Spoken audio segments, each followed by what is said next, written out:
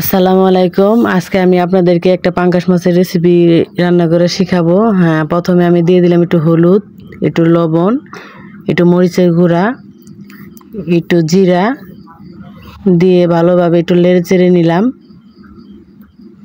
ভালোভাবে হলুদটা মিক্স করে নিলাম।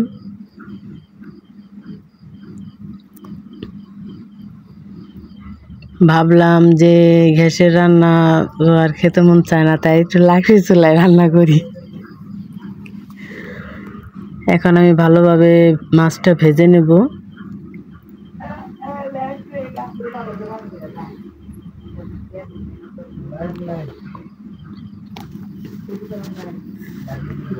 এখন একটু নেড়ে দিব, উল্টিয়ে দিব, মাছটা উল্টিয়ে পাল্টে ভালো করে ভাজবো। এখন আমার মাছটা মোটামুটি ভাজা হয়ে গেছে। যদিও পাঙ্গাস মাছ, সেই জন্য আমি একটু কড়া করে ভাজতেছি।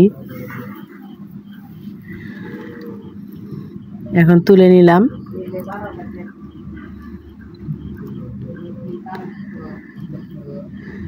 এখন তেল দিয়ে দিলাম।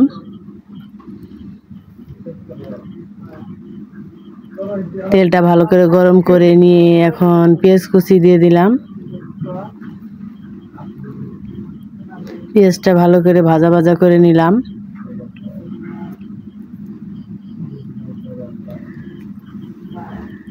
তারপর একটু কাঁচামরিচ বাটা দিয়ে দিলাম, দিয়ে ভালো করে নেড়ে চেড়ে নিলাম। প্রায় মোটামুটি হয়ে গেছে আমার পেঁয়াজ মরিচ ভাজা। এখন আবার একটু হলুদ, মরিচ, লবণ দিয়ে দিলাম, একটু পানি, জিরা, একটু পানি দিয়ে ভালোভাবে এটাকে আমি কষিয়ে নিব। পরিমাণ মতো পানি দিয়ে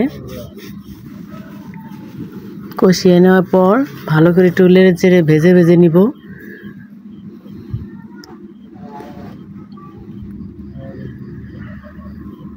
তারপর পানি দিয়ে দিলাম, দিয়ে এখন পানিটা আমি ভালোভাবে জাল করে নিব।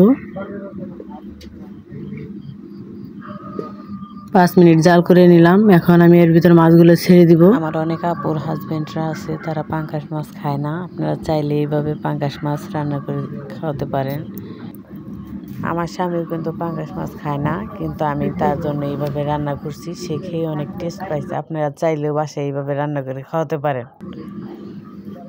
রান্নাটা কীরকম হলো কমেন্টে জানাবেন।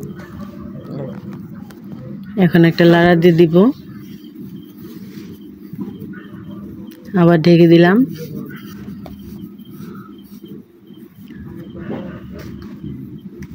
আবার একটু নেড়ে চেড়ে উল্টে পাল্টে দিলাম ভালো করে। প্রায় মোটামুটি হয়ে গেছে আমার, আর একটু হবে।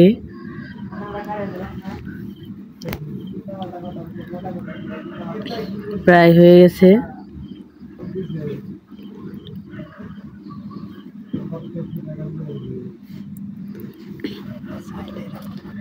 আপনারা চাইলেও এরকম করে রান্না করে খেতে পারেন। অনেকে আছে গ্যাসে রান্না করে খাওয়ার বেশি একটা স্বাদ পাওয়া যায় না, লাকড়ি চুলায় রান্না অনেক স্বাদ। আসলে ভাই পাঙ্গাস মাছ এরকম রান্না করে খাওয়ার স্বাদটাই আলাদা, অনেক সুন্দর। আপনারাও চাইলে এরকম করে পাঙ্গাস মাছ রান্না করে খাবেন, খুব মজা পাবেন। আর হ্যাঁ, ভিডিওটা যদি ভালো লাগে থাকে অবশ্যই একটা শেয়ার করে দেবেন। ধন্যবাদ।